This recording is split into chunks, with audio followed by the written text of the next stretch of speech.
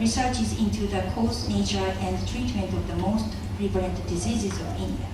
However, members of the Statistical Society were very interested in his work and persuaded him to submit his work to the Statistical Society library. These documents were related to the sickness and mortality rate among the soldiers stationed in the extended straits. Amrith had believed that India offered a special opportunity to scientists. India was a vast area that needed administrative efficiency but was unencumbered by issues of individual rights. As the new possessions of the East India Company, agents of the company were free to act as they wished in the company's interest.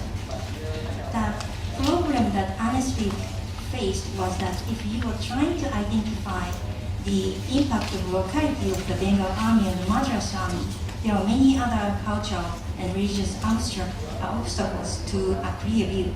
India was a complicated laboratory to understand Indian diseases. A special opportunity emerged when Indian troops were stationed in the underpopulated but still tropical climates of the strait, which lay outside of India. The area selected consisted of the Tenasserim coast and in particular Bombay, Penang, Malacca, and Singapore. It is difficult to apply geographical terms because this concentration of territory never became a country. It included Tenasserim, the Tenasserim coast, Malacca, Penang, and Singapore. Although Amrith saw the extended strait as an Indian laboratory, it is difficult to see how other doctors, army officers, the company, and the Statistical Society of London viewed this area. Tulloch probably saw the various stations in the strait as just individual stations that fit into an increasingly global matrix that represented the natural limit for European soldiers. The Statistical Society of London, however, was looking for relationship in the data and was so unsure about the compatibility of the case study that after they evaluated the Amrith documents, the committee in its first report recommended the Society reinvestigate the material focusing on the peninsular data and the extra-peninsular data separately. In the second report published in 1848, the committee went into great depth in its description of the topography, vegetation, the climate, and the population, not just of extra strait, but of each of its component parts. The treatment probably influenced by the format of Tulloch's War Department reports was on a station-by-station basis. They claimed in their conclusion that both Europeans and Indians as a race of men were both strangers to Tenasserim. The Tenasserim coast was cooler and experienced smaller variations of temperature than the Indian subcontinent. As a result, they could explain the enigma of why Tenasserim seems to be better for European health and worse for Indian health, the latter requiring a hotter climate. They also came to the conclusion that climate did not explain everything. They argued that the investigation needed to determine how other factors may have impacted the health of the soldiers, such as nostalgia, self-deprivation to save money, debauchery, and missing of their families. Indeed, other reports would seek to blame the ill health of the soldiers at Tenasserim on the great availability of liquor in Penang. Dr. Shanks explains in his 1839 to 1840 report on the 55th Regiment, quote, "The facility with which spirituous liquors are procurable at Penang is said to be a source of great evil to the European soldiers, and one to which the greater portion of their sickness is to be attributed." Unquote. But in general, this area continued to gain a reputation for the healthiness of its climate. Armed with data that the strait were healthier than India, the strait and Tenasserim were additionally seen as marine sanitaria, where sick soldiers could be sent to get well. From the late 1830s, hill stations were also being seen as sanitaria, but it took longer for army commands to accept the healthful aspect over higher elevations. For some time, it continued to be believed that while the straits and Tenasserim were good for European troops, it was not as good, or at least its positive effects were negligible for Indians. The reports described Tenasserim as the most congenial to the health of European soldiers. However, it was far less so to the native soldiers, who often suffered from certain diseases. The 1839 reports entitled on the diseases to which the native troops are peculiarly liable on the Peninsular coast and in the Strait of Malacca. For example, compare the common diseases prevailing in these places among the Indian troops stationed here.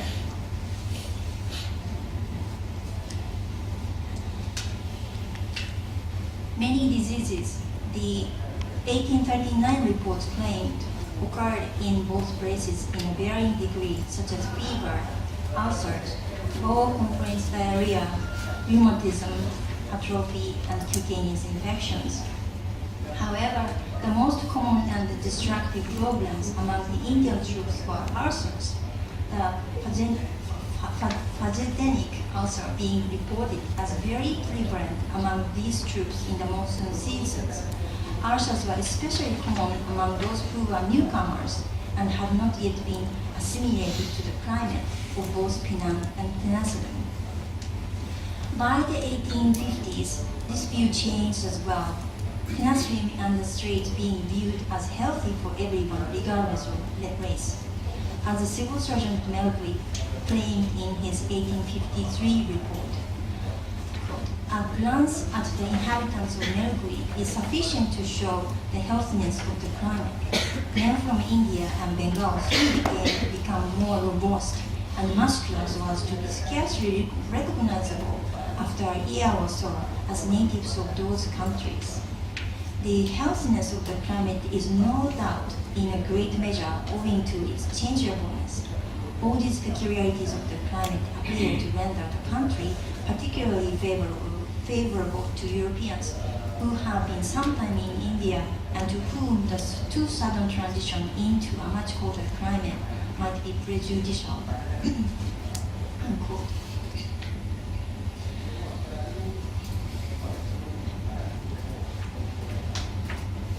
The view of a Peninsula Burma and Straits unified by health authorities disappeared from the 1860s. The medical imaginary was only possible when politics, the army, and other factors made broader health observations necessary. Until the 1860s, the scattered political units from Burma south to Singapore all unified under the East India Company until 1858 and under the Indian government in some places until 1937 and in the Straits until 1867, could be grouped in various imaginaries, including trade migration, and in this paper I have looked at the medical imaginary. But from 1862, this was less possible. The unification of Arakan Peninsula and the Lower Burma Delta in 1862 made its combination with the Straits a little awkward, although a report on Hill and Marine Sanitary did attempt to do this in that year. But it was the last medical attempt to do so. From 1867, the Strait became a crown colony and was separated from the Indian government, and administrative combinations with Burma, even medical, were, if not possible, unrealistic and impractical. The report of 1862 thus marked the last in a long series of medical reports from the 1820s that have sought to speak of Peninsula and Strait in the same breath as a health zone separate from everything else. Thank you very much.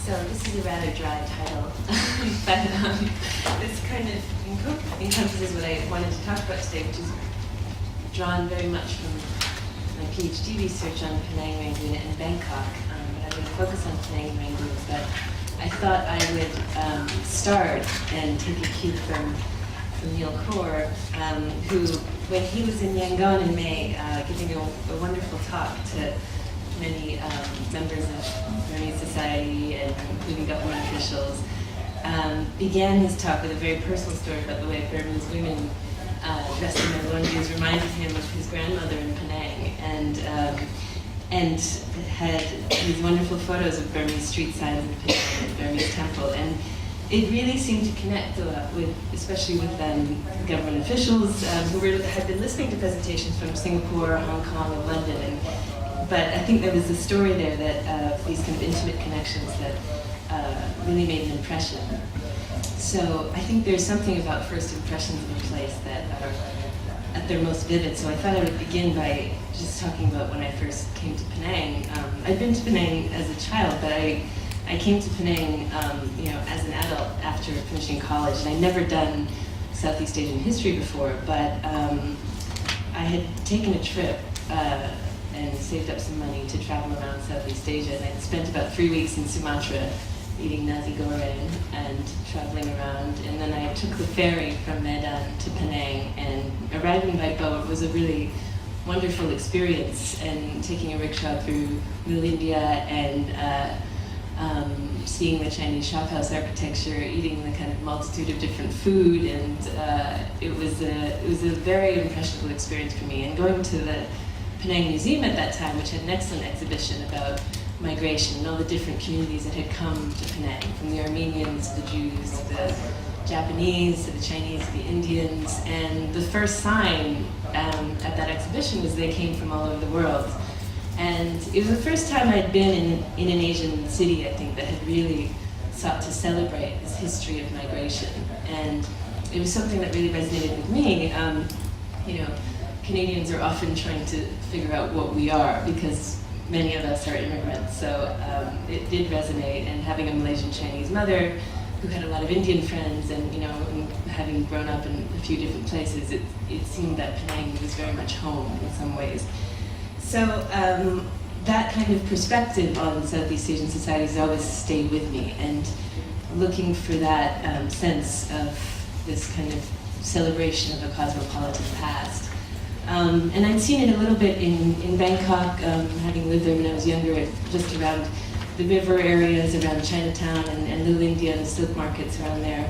But I think it was when I came to Rangoon in 2000, in Yangon in 2006, and seeing the architecture, the proximity of religious sites, of mosques and Chinese temples and Jewish synagogues, very close to each other in the downtown core, that old architecture, the street food that was just a mix of kind of Indian and Chinese and Burmese food. There did seem to be a kinship between these cities to me. So it was something that I was really looking to research further. So when my master's supervisor at SOAS told me to look at the Straits Echo, the Penang newspaper, I was very excited to kind of get into this kind of history of cosmopolitanism. So I wanted to start there with that, and as forming the basis of how I became interested in this, because very much the city kind of, the atmosphere of the city and the space that really kind of directed my research and my PhD research. Michel de Certeau, the historian, has a wonderful quote where he says, "History begins on the ground with footsteps." And that was very much how I kind of began this project. So Penang and Rangoon obviously we're aware of the kind of links as British colonial port cities and very multi-ethnic societies, and we can see it in some of the architecture and the food, the streetscapes, and they're incredibly unique cities. And long histories of migration, particularly in the colonial period. I wanted to start with Rangoon, or Dagon as it used to be known, and just talk a little bit about this very old history of what we might call cosmopolitanism. And Dagon, before it became Yangon, a port city, it was Dagon, which was a spiritual site, the site of the Shwedagon Pagoda, which began as a small Hindu shrine, as Pierre tells us in his history of Rangoon, that began as a Hindu shrine that was started by a couple of Hindu rice merchants that had brought back a few hairs from the Buddha, and started this, formed this hill and this shrine that later became the Shwedagon Pagoda. So already we get a sense that Dagon has this past born out of a history of trade and migration.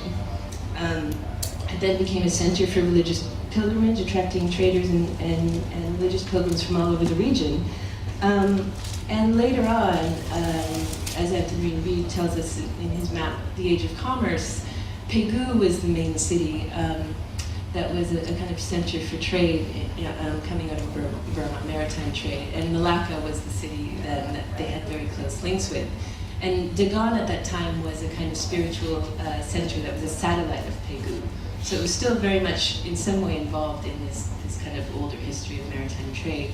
And as early as 1512, the early 1500s, Tomé Pires actually described these kind of connections between the Pegu, the Mon traders, and the Malacca, the customs that were very much shared between Malacca and Pegu. And he described that the Pegu traders would go down to Malacca and often marry wives in Malacca because the women in Malacca very much liked the Mon traders, apparently, in his description. But so this kind of, he talks about the harmonious unions between Pegu traders and Malacca women. So there's already this early connection between the Straits and Pegu or Dagon.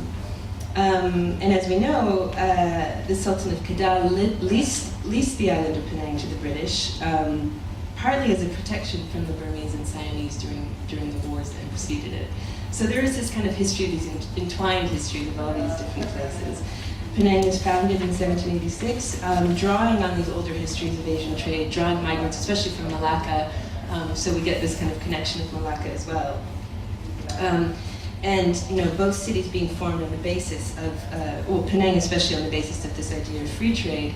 British merchants in Pegu, in what was then Yangon, agitating for the British East India Company for trading rights similar to Penang, of free trade. So we get this kind of sense, and then all of Burma colonized over the next 100 years. So we get this sense of these kind of connections between these cities and these areas that have kind of looking at these places as having entwined histories as port cities is very helpful in seeing the kind of broader picture. So both these cities obviously growing up and having a huge investment of capital after the opening of the Suez Canal. Rangoon growing at quite enormous rates. So we've seen this picture from 1912 to 1920. A lot of new building, a lot of infrastructure, a lot of focus on the waterfront, and a real desire to attract migrants at that time who followed the routes of these port cities. So we have, first of all, the kind of investment in public transport, and rickshaws and electric trams and modern transport systems. And when you have, I did a few oral history interviews with people that remember this time, and especially those that came from the outskirts of Rangoon, the countryside in the north, that would come to Rangoon, and this was the impression that they had, was the modern technology of public transport, the trains, the trolley buses, and the kind of bustle of the city at that time. Georgetown similarly has, a kind of similar pattern of investment in transport infrastructure, sanitation, kind of control of disease. And both these cities, had, from their inception, had a very strong sense of, parceling out different plots of land for religious sites in close proximity, as I mentioned before. And there were also sites where major trading diasporas came from the Armenians. The Armenian church is one of the oldest churches in Rangoon. And we all know, actually, sorry, Selma, I forgot to put your picture of the E&O, but you can imagine the E&O, we all know what it looks like, in the Strand Hotel. And the Sarkis brothers, these are very prominent Armenian family, having this connection between all of these hotels. And it's interesting to note that the Armenians were, this coming from a legacy of, being involved in the spice trade in Persia. And then when that kind of disbanded after the opening of the Suez Canal, coming east and seeing the kind of new opportunities in these kind of Asian port cities. This is the Jewish synagogue, which is very well maintained. It's a beautiful synagogue in downtown Rangoon. It has a huge investment from the Jewish community all over the world. And then, of course, Eurasians as well. This is an interesting series of photos of the same woman, Kay Monk, who at Rangoon University, who's dressed in a Western dress, in Burmese dress, and an Indian dress. So she was able to kind of flow in and out of different kind of identities in some way. And of course, the Chettiars, whose legacy in Burma is often seen in a very negative light.